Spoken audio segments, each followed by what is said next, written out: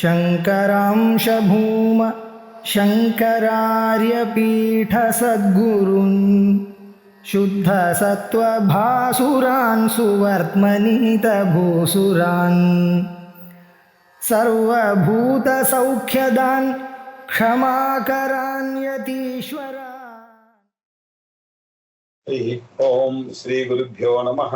हरिः ओम श्रुतिस्मृतिपुराणानाम् आलयं करुणालयं नमामि भगवत्पादं शङ्करं लोकशङ्करं शङ्करं शङ्कराचार्यं केशवं बादरायणं सूत्रभाष्यकृतौ वन्दे भगवन्तौ पुनः पुनः नारायणं पद्मभुवं वसिष्ठं शक्तिं च तत्पुत्रपराशरं च व्यासं सुखं गौडवदं महान्तं गोविन्दयोगीन्द्रमतास्य शिष्यं श्रीशङ्कराचार्यं च पद्मपादं च हस्तामलकं च शिष्यं तं तोडकं वार्तिककारमन्यान् अस्मद्गुरून् सन्ततमानतोऽस्मि। सदाशिवसमारम्भां भगवत्पादमध्यमाम् अस्मदाचार्यपर्यन्तां वन्दे गुरुपरम्पराम्। शान्ताकारं भुजगशयनं पद्मनाभं सुरेशं विश्वाधारं गगनसदृशं मेघवर्णं शुभाङ्गं लक्ष्मीकान्तं कमलनयनं योगिहृद्यानगम्यं वन्दे विष्णुं भवभयहरं सर्वलोकैकनाथम्।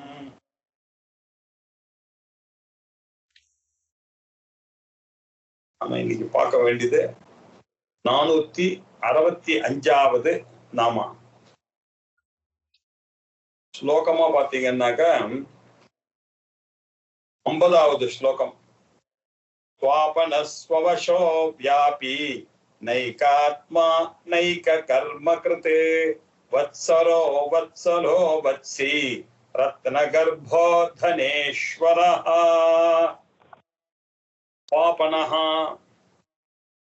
स्ववशः व्यापी नैकात्मा नैक कर्म कृते அப்படின்னு 5 நாமாக்கள் முதல் லைன்ல. வத்சரஹ வத்சலஹ வத்சி ரத்னகர்பஹா தனேஸ்வரஹான்னு ஒரு 5. இப்படி 10 நாமாக்கள் சேர்ந்தது ஒரு ஸ்லோகமா பண்ணிருக்க. ஸ்வாபனஹா அப்படின்னா என்ன அர்த்தம் அப்படின்னாக்க தூங்குறது. ஸ்வாபம்னாக்க தூங்குறது.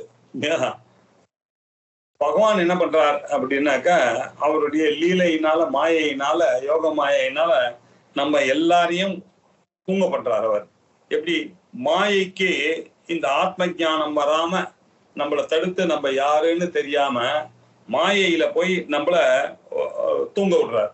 அதனாலதான் உபநிஷத்துக்கெல்லாம் நம்மளை தட்டி எழுப்புது. உத்திஷ்டத்தை ஜாகிரத பிராபியவரான் நிபோதத்தை அப்படின்னு சொல்லுது. யானிஷா சர்வபூதானி அப்படின்னு பகவத்கீதையில எல்லாருக்கும் எது இருட்டோ ஞானிக்கு அது வெளிச்சம், நமக்கெல்லாம் எது வெளிச்சமோ ஞானி அப்போ இருட்டுல இருக்கார். அப்படின்னா என்ன அர்த்தம்னா நம்ம எல்லாம் அஜானத்துல இருந்துட்டு இருக்கோம் அப்படின்னு. இந்த அஜானத்தை பண்றவர் யாரு? பிராணினஹா சுவாபயன்னு எல்லாம் தூங்க பண்றார் பகவான். பண்ணி ஆத்ம சம்பந்த விதுரான்னு மாயையா குருவன், நம்மளை மாயையினால இப்படி ஆத்ம சம்பந்தத்தை அறிய முடியாம பண்ணுகின்ற காரணத்தினால அவருக்கு ஸ்வாபனஹா அப்படின்னு பேரு. அதனால ஸ்வாபனஹா ஸ்வவசஹா அப்படின்னா என்ன அர்த்தம்? பிறருக்கு வசமாகாதவர். அவர் சுதந்திரரா இருக்கார்.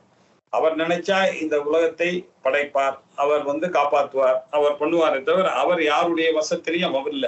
அவருடைய வசத்துல மாயை இருக்கு. பிரம்மாசிரயா மாயா. மாயை பிரம்மத்தை ஆசிரியக்கிறது. பிரம்மம் மாயைக்கு கட்டுப்படாது இல்லையா? பிரம்மத்துக்கு மாயைக்கு அப்பாற்பட்டதுதான் மாயாதீத ஸ்வரூபமாக இருக்கக்கூடியதான் பிரம்மம் இல்லையா? ஆகையினால் அவர் எப்படி இருக்கார்? சுதந்திரஹா, பரதந்திர அபேட்சையே இல்லாமல் இருக்கக்கூடியவர். அதனால ஸ்வவசஹா. எதை அவர் வசத்துல வச்சுட்டு இருக்கார்? ஜகத் உற்பத்தி ஸ்திதி லய ஹேதுத்வார். இந்த சிருஷ்டி ஸ்திதி லயம் இது மூணுத்திற்கும் காரணமாக அவர் தன்னு கையில வச்சு கொண்டிருக்கிறார் அப்படின்னு அர்த்தம். அப்படின்னா என்ன அர்த்தம்? மாயையை தன்னிடம் வைத்துக் கொண்டிருக்கிறார். இந்த மாயை அவரை ஆசிரியத்துத்தான் இந்த மாயா சக்தியானது இருக்கிறது அப்படின்னு. அதுக்கப்புறம் வியாபி. வியாபின்னு சொன்னா நம்ம எல்லாருக்குமே தெரியும், எங்கும் இருக்கக்கூடிய அங்கிங்கனாதபடி எங்கும் நீக்கமர நிறைந்த ஒரு சொரூபம், ஒப்பும் இல்லை உயரும் இல்லாத ஒரு சொரூபம், ஒரு ஆகாசமானது எங்க இருக்கு? இங்கேயும் இருக்கு, அமெரிக்காலயும் இருக்கு, லண்டன்லயும் இருக்கு, இல்லையா மதுரையிலயும் இருக்கு. நம்ம பார்த்து டம்ளர் எடுத்துன்னு போனா கூடவே வருது. இங்க எடுத்துன்னு போனான்னாக்க இப்படி எல்லா இடத்துலயும் இல்லாத மாதிரி இருக்கு. ஆகாசவத்து சர்வகதஸ்ச நித்யஹா அப்படின்னு சொல்றது இல்லையா? ஆகாசம் போல எல்லா இடத்துலயும் இருக்கார் அப்படின்னு ஸ்ருதியானது சொல்றது. இப்படி சர்வ காரியங்களுக்கும் காரணமாக இருக்கக்கூடிய சொரூபமாக இருக்கிறதுனால அவருக்கு வியாபி. எல்லா காரியத்திலும் காரணம் இருந்துதானே ஆகணும். இந்த உலகம் அவருடைய காரியமாக இருக்கிறதுனால அவர் இல்லாத இடமே இங்க இல்ல. அப்படின்னா என்ன அர்த்தம்? அவர் எப்படி ஆகாசம் இருக்காரோ அப்படி எல்லா இடத்துலயும் அங்கிங்கனாதபடி எங்கும் நீக்கமர வியாபித்து இருக்கிறார் அப்படின்னு அர்த்தம். வியாபி சுவாபன ஸ்வவசோ வியாபி நைகாத்மா நைக கர்ம கிருத்து ந ஏக ஆத்மா. அவர் ஒருத்தரா ஜெகத் உற்பத்தியாதிஷு ஆவிர்பூத நிமித்த சக்தி பிஹி விபூதிபிஹி அநேகதா திஷ்டன்னு ந ஏக ஆத்மா. அவர் எப்படி இருக்கார் அப்படின்னாக்க எல்லா விஸ்வமூர்த்திர் மகாமூர்த்திர் தீப்தமூர்த்திர மூர்த்திமான். அவர் விஸ்வமூர்த்தியா இருப்பார், மகாமூர்த்தியா இருப்பார், தீப்தமூர்த்தியா இருப்பார், அநேக மூர்த்தியாவும் இருப்பார். எந்த ரூபமும் இல்லாத ஒரு சொரூபம், ஆகாசம் போல எந்த ரூபமும் இல்லாத ஒரு சொரூபமாகவும் இருப்பார். அதனால இப்படி அநேகமாக இருக்கக்கூடிய ந ஏக ஆத்மா. அவரை இப்படித்தான் நீங்க சொல்ல முடியும். எத்தனையோ அவதாரங்கள் நம்ம புராணங்கள்ல பார்த்தான்னாக்க விஷ்ணுவுடைய அவதாரங்கள் எக்கச்சக்கமா இருக்கு. ஒரு புஸ்தகத்துல 24 சொல்றது, ஒரு புஸ்தகத்துல 10ன்னு சொல்றது, பாகவதத்துல அநேக அவதாரங்கள் சொல்லியிருக்கு. இப்படி பகவானுடைய லீலைகள், பகவானுடைய அவதாரங்கள் எவ்வளவுன்னு சொல்ல முடியும். இன்னி வரைக்கும் ஆதிசங்கரர் வரைக்கும் நம்ம பார்த்திருக்கோம் இல்லையா? இப்போ அப்பய தீட்சிதர் வரைக்கும் பகவான் பரமேஸ்வரனுடைய அவதாரத்தை எல்லா இடத்துலயும் நம்ம பார்த்திருக்கோம். ஆகையினால இந்த பகவானுங்களுக்கு எல்லாம் இவ்வளவுதான் அப்படின்னு இவளை கட்டுப்படுத்த முடியுமான்னு. அதனால அவெல்லாம் நான் ஏக ஆத்மா, எல்லா வடிவமாகவும் அவர்கள் வருவார்கள் அப்படின்ற அர்த்தம். எல்லா மூர்த்தியாகவும் அவர்கள் இருக்கிறதுனால அவருக்கு நைகாத்மா அப்படின்ற பெயர் பொருத்தமே. நைக கர்ம கிருத்து. ஒரு செயலையா செய்யறார் அவர். எத்தனையோ ஜீவராசிகள், 82 லட்சம் ஜீவராசிகள், அவாளுக்குள்ள எத்தனையோ ஸ்பீசிஸ், அவாளுக்குள்ள எத்தனையோ பேதங்கள். ஒரு பிராமணன் எடுத்துட்டா அவாளுக்குள்ள ஐயர் ஐயங்கார் எத்தனையோ பேதங்கள். ஐயர்னு எடுத்துட்டா அவாளுக்குள்ள 1000 பேதங்கள். ஆம்பளை பொம்பளை குழந்தைகள் வயசானவான்னு அதுக்குள்ள எடுத்துட்டான்னாக்கா வடமா அஷ்டசாஸ்திரம் இல்லையா பிரேச்சரணம் அதுக்குள்ள எவ்வளவு பேதங்கள்.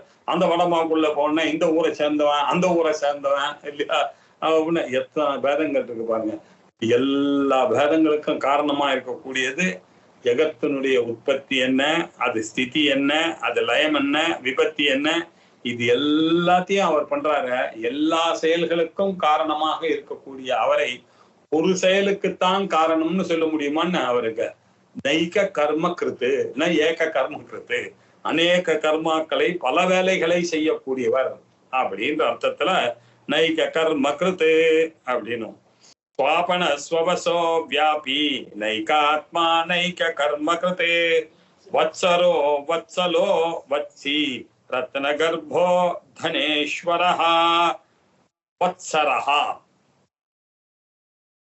வசதி அத்திர அகிலம் இது வத்சரஹா. இந்த உலகம் எல்லாம் அவர் இருக்கிறதுனாலதான் இருக்கு இல்லையா? அவர் தான் இருப்பிடமாக இருக்கிறார். அவர் தான் பரந்தாமன் இல்லையா? பரந்தாமனாக இருந்து கொண்டு இந்த உலகம் எல்லாம் அவரிடத்துலதான் இருக்கிறதுனால அவருக்கு வத்சரஹா அப்படின்னு பேரு. எல்லாரும் வசதி அத்திர எங்க அகிலம் எல்லாம் எங்க இருக்கு? அவர்கிட்ட மை சர்வாணி பூதானி அப்படின்னார். எல்லாருக்கும் மையேவ சகலம் ஜாதம் அப்படின்றார். சோ எல்லா இடத்துலயும் அப்படின்னு உபனிஷத் சொல்லக்கூடியதா இருக்க. அவரே இருப்பிடமாக இருக்கிறார். வத்சரஹா வத்சலஹா. வத்சலஹானா பக்தே பக்த ஸ்நேகித்வாத் வத்சலஹா. வத்சாபியாம் காமவத்பாலே அப்படின்னார். ரொம்ப ஆச்சரியமான ஒரு விஷயம் இருக்கு. இப்போ பன்னுக்குட்டிய பார்த்தான்னாக்க பசுமாட்டுக்கு பால் சுரக்கிறது. இது எப்படி இது இல்லையா? எல்லாத்துக்கும் காரிய காரண பாவத்தை கொண்டு வரணும்னா ஏதாவது ஒரு ரீசன் கொண்டுதான் இருக்கணும். நீங்க சொன்ன மண்ணுல இருந்தா அது வந்தது, மண்ணுல இருந்து வந்தது, இதை பண்ணோம் அப்படின்னு சொல்றதுக்கு ஒரே பொருளை எடுத்து இந்த தங்கத்துல இருந்தா நான் மோதிரம் பண்ணேன், அந்த மோதிரத்தை அழிச்சிட்டு தான் நான் வளையல் பண்ணேன், வளையல் பண்ணதான் அப்படின்னு ஒரு பொருளை சொல்றோம். இங்க பாருங்க, சில அதிசயங்கள்லாம் லோகத்துல நடக்கிறது. என்ன அதிசயம்னாக்க, குழந்தை வந்ததுன்னா கண்ணுக்குட்டியை பார்த்தா பால் சுரக்கிறது அந்த பசுமாட்டுக்கு. இது எப்படி வரும்? இந்த வச்ச பாவமானது எப்படி வரும் இல்லையா? ரொம்ப ஆச்சரியமான விஷயங்கள்லாம் லோகத்துல நடக்கிறது இல்லையா? சாணியில இருந்து தேள் உண்டாருது. நம்ம இப்படித்தான் இந்த மாயக்கமான உலகத்துல எந்த ரூல் போட்டாலும் நமக்கே இடிக்கிறது அது. ஏன் ஒரு காரண பாவமே இல்லை ஏன் அப்படின்னா, கண்ணுக்குட்டிய பார்த்தா மாட்டுக்கு ஏன் பால் சுரக்கிறது அப்படின்னா, வத்சாபியாம் காமபலே அப்படின்னு பாணினி சூத்திரம் எப்படியோ அப்படி பக்தர்களுக்கு ஸ்நேகமாக இருக்கக்கூடிய அந்த வாத்சல்யம் அப்படின்றது ஒரு தாய்மையோட இருக்கக்கூடிய குணமானது மகாவிஷ்ணுவுக்கு அவர் பிறந்ததோட சுபாவமாக வரக்கூடிய சகஜமாக வரக்கூடிய நிலை பகவானுக்கு. யாரா இருந்தாலும் அவரை அண்டினமானா அவருக்கு அதனால பக்தவத்சல பெருமாள் அப்படின்னு பேரு. பக்தர்களை பார்த்தான்னாக்க உடனே மனசானது ஸ்நேகமாயிடும். ஸ்நேக பாவம்னா என்ன அர்த்தம்? மனசு ஈரமாயிடும் இல்லையா? நம்ம ஒரு ஃப்ரெண்டுக்கு ஏதாவது ஒரு கெட்ட நிகழ்ச்சி ஒண்ணு நடந்ததுன்னா நம்ம உடனே உருகுறோம் பாருங்க, அஜிஷோ அவருக்கா அப்படின்னு. ஏன்? நம்ம மனசுல அந்த ஸ்நேக பாவம் வருது. அது ஸ்நேகம்னா என்ன அர்த்தம்னா, அந்த பொடியில தண்ணி சேர்த்தானாக்கா அப்படி எப்படி அது இழுப்புக்கெல்லாம் பிளெக்சிபிளா ஆகுதோ அப்படி ஆகக்கூடியதான ஒரு மனசானது ஏற்படுகிறதா. இப்படி கன்றை பார்த்த உடனே பசுக்கு இலகின மனசானது ஏற்படுகிறது. எப்படியோ அப்படி பக்தர்களை கண்டா இலகிறார் மகாவிஷ்ணு அப்படின்றதுனால அவருக்கு பக்தவத்சலஹா அப்படின்னு பேரு. வத்சலஹா அப்படின்னு அவருக்கு வத்சலஹா. வத்சி என்ன எல்லாம் ஒரே மாதிரியே இருக்குன்னாரு. இந்த இடத்துல எப்படி வச்சீங்கன்னா, வத்சானாம் பாலனாத் வத்சி அப்படி வச்சீங்க. கோபிகள் எல்லாம் மாட வச்சுட்டு இருந்தா இல்லையா? இவர் என்னவா இருந்தார்? கோபாலனாக இருந்தார். இன்னும் ஆபால கோப விதிதா அப்படின்னு சொல்றது. இவர் கோபராக இருந்து இந்த கோக்களையெல்லாம் கன்றுக்களையெல்லாம் காப்பாத்தினார் இல்லையா? அதனால வத்சானாம் பாலனாத்து வத்சி அப்படின்னு பேரு. அதுக்கப்புறம் ஜெகத்து பிதுகு வத்சபூதாகா பிரஜாஹா இதிச்ச வத்சி. இல்லை என்றால் கன்றுகள் எப்படியோ அப்படி ஜெகத்துல இருக்கக்கூடிய எல்லாருக்கும் பிதாசி லோகஸ்ய சராச்சரஸ்ய அப்படி இருக்கிறதுனால எல்லாரையும் தன்னுடைய குழந்தையாகவே பார்க்கறதுனால இவருக்கு வத்சி அப்படின்னே பேரு வந்துருச்சு. வத்சரோ வத்சலோ வத்சி ரத்ன கர்ப்போ மகேஸ்வரஹா ரத்னானி கர்ப்பபூதானி யதா சமுத்திரஹா. சமுத்திரத்துல எத்தனையோ விதமான மாணிக்கங்கள் எல்லாம் இருக்கு இல்லையா? நீங்க இந்த கோரல் ஐலாண்ட்லாம் உள்ளுக்குள்ள நிறைய இருக்கு. நம்ம பவழங்கள்னு போட்டுக்கிறோம் இல்லையா? இப்படி எல்லா ரத்தனங்களும் இங்க இருக்கு. அதே மாதிரி முத்துவானது எங்க வருது? சுவாதி நட்சத்திரத்தை அன்னைக்கு மழை வந்தது. ஆனால் அன்னைக்கு அந்த மேகத்திலிருந்து வரக்கூடியது அந்த ஒரு சிப்பியில பற்றுமே. ஆனா அது உள்ள தோணக்கூடியது முத்து. இப்படி அநேக ரத்தனங்கள்லாம் இருக்கக்கூடிய ஒரு சமுத்திரமானது எப்படி இருக்கோ, ரத்னானி சர்வபூதானி அஸ்ய சமுத்திரஹா ரத்ன கர்ப்பஹா. அதே மாதிரி இவருடைய லீலைகள் இவர்கிட்ட இருக்கக்கூடிய இவர் எப்படி இருக்கார்? எல்லார்கிட்டயும் அந்தர்யாமியா ஹிரண்ய கர்ப்ப கர்ப்பஸ்தம் ஹேம பீஜம் திபாவசோ அனந்த புண்ணிய பலதம் அப்படின்னு சொல்றவங்க இரண்ய கர்ப்பராக இருந்து எல்லாருக்கும் அந்தர்யாமியாக ரத்தனமாக இருந்து கொண்டு எல்லாருடைய ஹிருதயஸ்தானத்திலையும் ரத்தனமாக இருந்து கொண்டு காப்பாற்றி கொண்டிருக்கிறார். அதனால அவருக்கு ரத்தன கர்ப்பர் அப்படின்னாக்கா மகாவிஷ்ணுன்ற அர்த்தம். அந்தர்யாமி அப்படின்னு அர்த்தம். தனேஸ்வரஹா எல்லாருக்கும் காப்பதையே காரியமாக கொண்டிருக்கிறார் இல்லையா? சிருஷ்டிகர்த்தாவாக பிரம்ம இருக்கார். ஸ்திதிகர்த்தாவாக அந்த கோபனம் அப்படின்ற காரியத்தை பண்ணி கொண்டிருக்கக்கூடியவராக மகாவிஷ்ணு இருக்கார். அந்த மகாவிஷ்ணுவானது எப்படி இருக்கார்? சகல செல்வங்களையும், கல்வி செல்வம், பிள்ளை செல்வம் இல்ல எல்லாத்தையும் கொடுக்கணும், எல்லாத்தையும் கொடுக்கக்கூடியவராக இருக்கிறார். இப்படி அந்த செல்வங்களையெல்லாம் தனேஸ்வரஹா செல்வங்களையெல்லாம் கொடுக்கிற மாதிரி தனானாம் ஈஸ்வரஹா தனேஸ்வரஹா மகாவிஷ்ணு இத்தியர்த்தா. இப்படி ஸ்வாபன ஸ்வவசோ வியாபி நைகாத்மா நைக கர்ம கிருதே வத்சரோ வத்சலோ வத்சி ரத்ன கர்ப்போ தனேஸ்வரஹா. அடுத்தது 64வது ஸ்லோகம். இதுபடி பாத்தீங்கன்னா 428 75வது நாம. தர்மகிருத் தர்மி சதசத்ஷரம் அக்ஷரம் அவிஜ்ஞாதா சஹஸ்ராம்சுः விதாதா கிருத லக்ஷணः.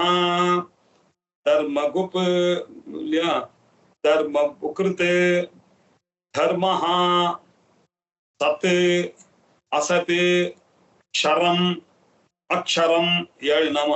அவிஜ்ஞாதா சஹஸ்ராம்சுः விதாதா கிருதலக்ஷணஹ 11 நாமாக்கள் இதுல இருக்கு.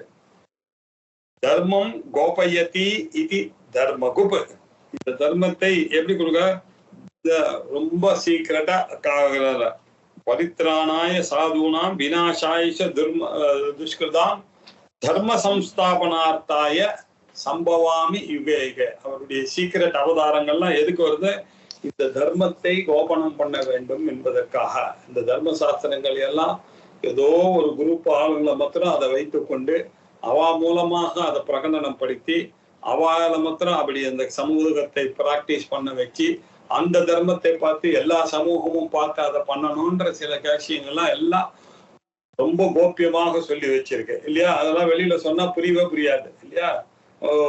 சில விஷயங்கள்லாம் தர்மங்கள்லாம் லோக்கல்ல புரிய வைக்கிறதுன்றது ரொம்ப கஷ்டம். பால்ய விவாகம் இல்லையா, இந்த சதி, இந்த மாதிரி இது நம்ம தர்மசாஸ்திர விஷயங்களுடைய குப்தமான ஐட்டங்கள்லாம் ஆல் அண்ட் சன்ட்ரிக்கு புரியறதுன்னா அவருடைய மைண்டு அதுக்கு குதர்க்கமாகத்தான் இருக்கும்.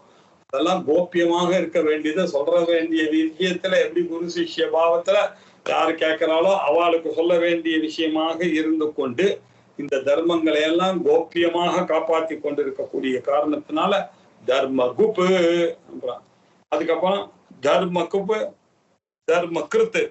இந்த தர்மங்களையெல்லாம் தர்மாதி விஷயங்களை எல்லாம் சர்வ தர்மங்களையும் எப்படி ஸ்தாபனார்த்தம் கரோத்தி, இது எல்லாத்தையும் ஃபாலோ பண்ணணும் என்பதற்காக அவரே இல்லையா பெரிய பெரிய மனுவாகவும் யாஜ்ஞவல்கியராகவும் கௌதம ரிஷியாகவும் போண்டி அவர்கள் மூலமாக இந்த தர்மங்களை பரப்பி செய்தவர் அவரே. மகாவிஷ்ணு தான் தர்மகிருத்து. அதுக்கப்புறம் தர்மி தர்மான் தாரயித்தி இது தர்மி. தர்மத்தை உடையவன் யாரோ அவன் தானே தர்மி இல்ல, அவரே தர்மி. அதனால நம்ம கோவிலுக்கு எல்லாம் போனா ரொம்ப ஜாகிரதையா இருக்க வேண்டியது. சாமிக்கு என்ன வேணாலும் பண்ற ட்ரெஸ் பண்ணலாம்லாம் பண்ணக்கூடாது இல்லையா. அவெல்லாம் தர்மத்தை காப்பாத்து கொண்டிருக்காரு. தர்மசாஸ்திரத்துக்கு விருத்தமான ஒரு விஷயத்தெல்லாம் போடக்கூடாது. ஏதோ ஒண்ணு உடைய போடுறேன், அதை போடுறேன், இதை போடுறேன், சுண்டலை போடுறேன், நமக்கு பிடிச்சிருக்குன்றதெல்லாம் போடக்கூடாது சாமி மேலதான். ஏன்னா தர்மத்துக்கு தர்மசாஸ்திரத்தை மீறி இருக்க மாட்டார் பகவான். ஏன்னா தர்மத்தை கொடுக்கிறவர் தர்மகுப்பா அவர் இருக்கார், தர்ம கிருத்தா இருக்கக்கூடியவர், அவரே தர்மி. ஆகையினாலதான் பகவானுக்கு என்ன பண்ணா ரொம்ப சுத்தமா அங்கேயே அந்த கோயிலுக்குள்ளேயே சமைச்சு அந்த இதுலயே தான் எடுத்துட்டு வந்து அவருக்கு நைவேத்தியம் பண்ணும். வெளியில இருந்து வரக்கூடிய ஃபுட் எல்லாம் வச்சு அப்படி எல்லாம் பண்ணக்கூடாது இல்லையா. ஆனா நம்ம பக்தியினுடைய விசேஷத்தெல்லாம் அங்கங்க பாக்குறோம், போனா போறது, அதை பத்தி கவலைப்படாது. ஆனா தெரிந்து வைத்துக் கொள்ள வேண்டும். தர்மசாஸ்திரத்துக்கு மீறினதாக ஒரு விஷயத்தை பகவானுக்கு அர்ப்பணிக்க கூடாது. ஏன்னா அவரே தர்மஸ்வரூபமாக இருக்கக்கூடிய காரணத்தினால் அவரே தர்மி.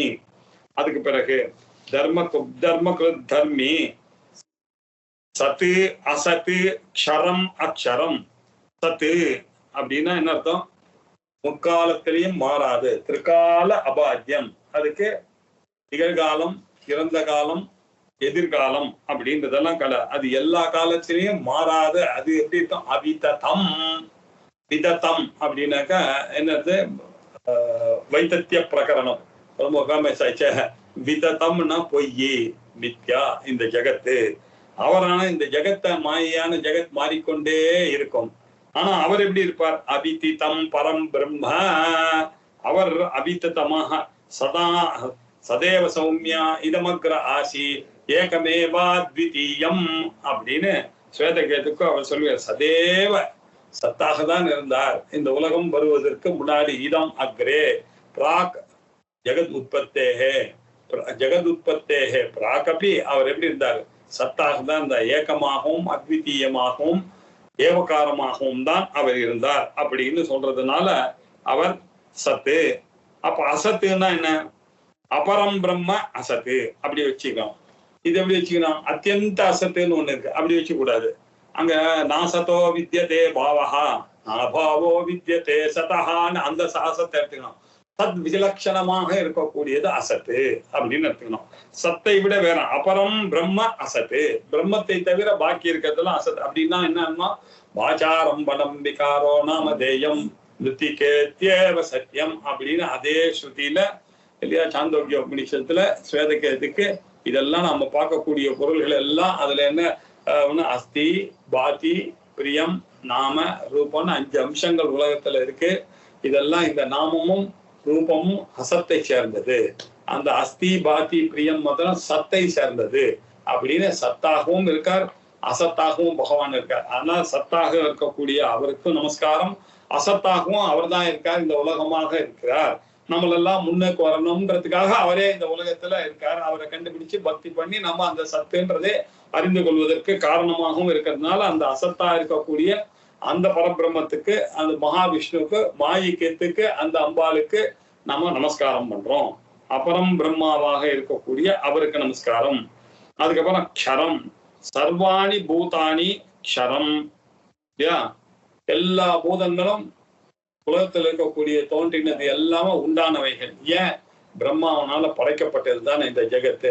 எதெல்லாம் படைக்கப்பட்டதோ எத் கிருத்தகம் தத் சர்வம் அனித்யம். எதெல்லாம் உண்டாச்சோ உலகத்துல அது எல்லாம் அனித்தியம் தானே, போய் தானே ஆகணும். அப்படி இருக்கும்போது க்ஷரம் தானே எல்லாமே அழியக்கூடியதுதான். ஆனா இவர் எப்படி இருப்பாருன்னா இதுல சம்பந்தப்படாம க்ஷர சர்வாணி பூதானி கூட்டஸ்தோக்ஷரம் உச்சதே, கூட்டஸ்தமாக அக்ஷரமாக இருக்கக்கூடியவன் அப்படின்னு சொல்லியிருக்காரு இல்லையா. சதசத் க்ஷரம் அக்ஷரம் அப்படின்னு பார்த்தோம். அதுக்கப்புறம் அவிஜ்ஞாதா சஹஸ்ராம்சுஹு விதாதா கிருத லக்ஷணஹ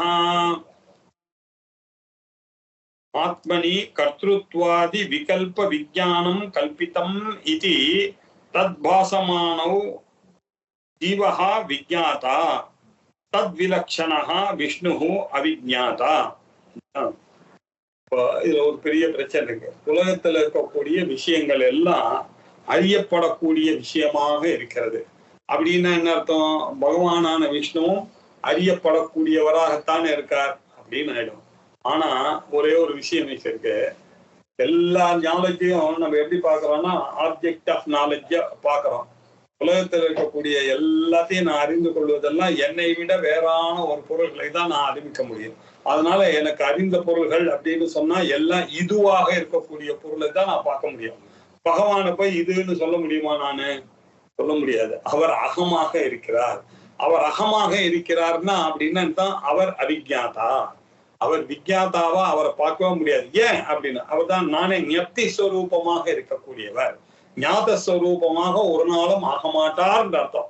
ஞப்தி ஸ்வரூபமாக அறிவாகவே அவர் இருக்கார். பிரம்மவித்து பிரம்மைவ பவதி, அவர் அறிவாகவே இருக்கிறார் அப்படின்ற அர்த்தத்துல அவிஜ்ஞாதா. ஆத்மனி கர்த்ருத்வாதி விகல்ப விஜ்ஞானம் கல்பித்தம்னு தெரிஞ்சுக்கணும்.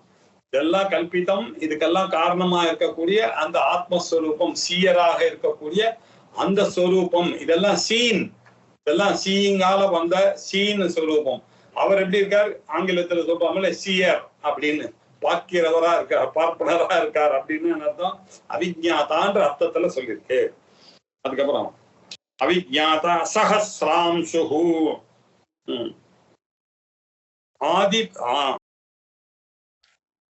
ஆதித்யாதிகதாக அம்சஹ அஸ்ய அயம் ஏவ முக்கியஹ சஹஸ்ராம்சு. அம்சுஹு அப்படின்னாக்க சூரிய கிரணங்கள் அப்படின்னு அர்த்தம். ஏன சூரியஸ்தபதி தேஜஹா அப்படின்னு சொல்லியிருக்க. சூரியனானவன் எப்படி தன்னுடைய தேஜஸ்வரூபமாக இருக்கிறாரோ அவருடைய தேஜஸானது அம்சு அப்படின்னாக்க கிரணங்களாக எல்லா இடத்துலயும் சகசிரமாக போகிறதோ. உத்யத்பானு சகசிர கோடி சதிருஷோ கேயூரஹாரோஜ்வலா அப்படின்னு அம்பால என்ன சொல்றோம்? உத்யத்பானு சக சிந்தூராருண விக்கிரகாந்தி நைனா மாணிக்க மௌலீஸ்வரத்து எல்லாத்தையும் சொல்லும்போது எல்லாம் கோடி சூரிய பிரகாசத்தை பானு கோடி சமப்பிரபா அப்படின்னு சொல்றோம். சூரியன் ஒருத்தரையே பார்க்க முடியாது, ஆயிரக்கணக்கான சூரியனை பார்க்க முடியாது. கோடி சூரியன், கோடி சகசிர கோடி சூரிய பிரபா அப்படின்னாக்க எப்படி பார்க்க முடியும்? இப்படி ஆயிரக்கணக்காக இருக்கக்கூடிய அம்சுமானா இருக்கக்கூடிய தேஜஸோட இருக்கக்கூடிய அவர் எப்படி இருக்காருன்னு பகவத்கீதையில மம தேஜோம்ச சம்பவம் ஏயாதித்யகதம் தேஜஹா அப்படின்னு சொல்றாரு. ஆதித்யகதம் தேஜஸ் ந தத்ர சூரியோ பாதி ந சந்திர தாரகம் நேமா வித்யுதோ பாந்தி குதோ யமனி அமேவ பாந்தம் அனுபாதி சர்வம். அவர் ஒளிச்சாரே ஆனால் எல்லாமே ஒளிக்கும். அப்படி தேஜஸுக்கெல்லாம் தேஜஸாக தேஜஸ்வினாம் அகம் தேஜஹா அப்படின்னார். அப்படி இருக்கக்கூடியவர் சஹஸ்ராம்சு. அப்புறம் விதாதா விதாதா விசேஷேன விசேஷேன சேஷ திக் கஜ பூதராத் சர்வபூதானாம் தாத்ரூன் ததாதி இது விதாதா. இந்த உலகத்துல விசேஷமாக இருக்கக்கூடிய ஆதிசேஷன், திக்கு கஜங்கள், பூதரர்கள், கந்தர்வர்கள் எல்லாத்தையும் நமக்கு கொடுத்தவர் தாத்ரு. இவர்கள் எல்லாம் நமக்கு கொடுத்ததும் இல்லாம அவருடைய கண்ட்ரோல்லயே வச்சுட்டு இருக்காரு. தாத்ரு இதெல்லாம் தரித்து கொண்டே அவர் இருக்கிற காரணத்தினால அவருக்கு விதாதா அப்படின்னு பேரு. அதுக்கப்புறம் கிருதலக்ஷணஹா, அவர் எப்படி இருக்கார்? அவருடைய லட்சணம் என்ன? ஸ்வரூப லட்சணம் சத்தியம் ஞானம் அனந்தம் பிரம்ம இது உக்தத்வாது தல்லக்ஷணஹா அப்படின்ற கிருதலக்ஷணஹா. இப்படி ஸ்ருதியினால மட்டும் அவருடைய லட்சணங்களை சொல்ல முடியும் அப்படின்ற அர்த்தம். இன்னொரு அர்த்தம் என்ன? ஸ்ருதியினாலும் சொல்ல முடியாது, லட்சணா அகம்யா அப்படின்னு அம்பாளுக்கு. ஏன்னா அந்த ஸ்ருதி என்ன வார்த்தைகள் தானே.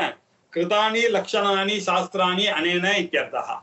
சாஸ்திரங்கள் மூலமாக சொல்லப்பட்ட விஷயங்கள். வேதா சாஸ்திராணி விஜயானம் ஏதத் சர்வம் ஜனார்தனாத் நம்ம பின்னாடி பார்க்க போகிறோம். அதனால இத மாதிரியாக சர்வ பாவானாம் கிருதம் அனேன இதுவா கிருத லட்சணா இல்லையா? இவர்தான் லட்சணங்களுக்கெல்லாம் காரணமாக இருக்கிறார். அதனால இவர் லட்சணம்னா நமக்கு சொல்லி கொடுத்தது என்ன? 3 விதமான பாதம் இல்லாத ஒரு பொருளை நாம லட்சணத்தை சொல்ல டெபினிஷன் அப்படின்னு பேரு லட்சணஹானா. அந்த டிவினா அதிவியாப்தி, அவ்வியாப்தி, அசம்பவம் அப்படின்னு 3 தோஷங்களும் இல்லாத நம்ம ஒரு பொருளை சொல்லக்கூடியதுக்கு பேர் தான் லட்சணம் அப்படின்னு பேரு.